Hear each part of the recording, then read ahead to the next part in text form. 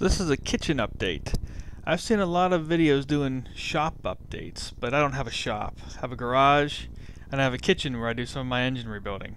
As you can see, I have a crank on a table, a head, and a box of bearings on my kitchen table. The past weekend I took up my 1984 KTM 495 out, and the back tire blew out. The valve stem is bolted here, right? Right, so it could rip off, yeah. For me, I can go home and grab another bike.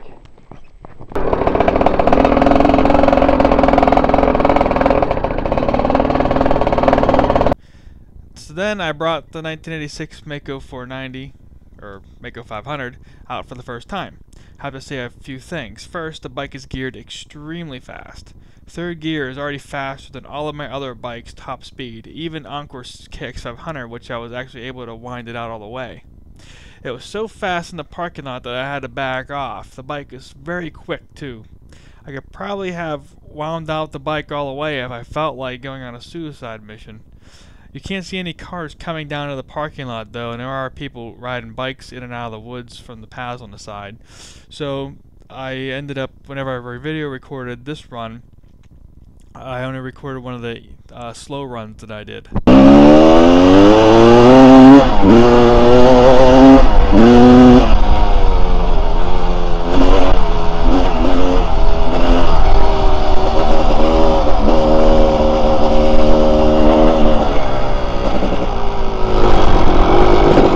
Now, it's not to say that those other bikes couldn't be geared to go as fast as this bike. It's just that this current bike, all those current bikes are currently geared slower than this bike is currently geared. And the person I got this off of was saying that they kept messing with this bike until it would pull at least as fast as the Sand Spider stock, which is known to do 115 stock. The bike handles excellent. The suspension is great. The bike is very light. It's very easy to ride. Now on to the problems. The suspension, or the compression, seemed to be very low, and it was hard to start. It also has this very strange TMS Mikuni, which is a discontinued carburetor. And this is not the stock carb for the bike. The stock carb is a Bing. This TMS Mikuni is a flat side carburetor that does not have a pilot jet. Instead, it has a hole in the flat slide, and the main jet is also the pilot jet.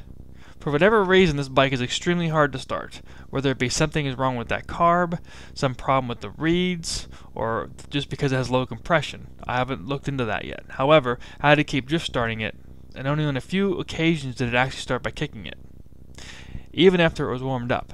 Anyhow, I kept riding it, and eventually it locked into second gear and wouldn't shift anymore. I checked the oil to see if I somehow lost oil out of it and it was overheating or something. The oil was fine. Once I got the bike home, I took it apart. I figured it was most likely not something wrong in the transmission itself, but something wrong with the shifting end of the cam. What I had found was a screw that's supposed to be flush with the case had come out and wedged itself behind the intermediate kick gear and prevented the shifter from moving up. This also caused the shifter to be dislocated and rub against the intermediate gear slightly, as you can see here. All the bolts on the engine were hand tight. Also, while the output shaft bearing seems tight, I found a little bit of play in the clutch bearing. This is pretty much the exact same motor design as the 1983, and I already have this bearing I can use to replace it, since I am not going to continue rebuilding my other 1983 at this time. I'll probably rebuild it later, because I have to do the frame and everything, but right now I'm just going to rebuild the 86 and put the other one on hold for a while. What really amazes me is that most of those who should be experts in the biking industry really aren't.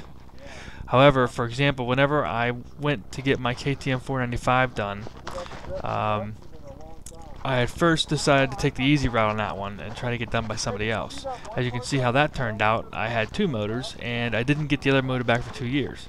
I ended up rebuilding the one I had myself after finding all the parts, which took 2 years. When I finally got the other motor back, I took it apart, and I found that the motor was put together completely wrong. The clutch gear was on backwards, so only half of the teeth actually touched the clutch gear. The special washer that is for washer halves that go together on the clutch was actually put on the end of the crank. The bike is also a 5-speed, but it only dry shifted into 4 gears. So when I first got back, I thought maybe it was a 4-speed because it's been 2 years since I had it. I didn't know whether it was a 5-speed or a 4-speed. When I took it apart, I found out it's a 5-speed. They just put it together wrong. I took out the 1983 Mega for 90 the following day. Met some new people to ride with.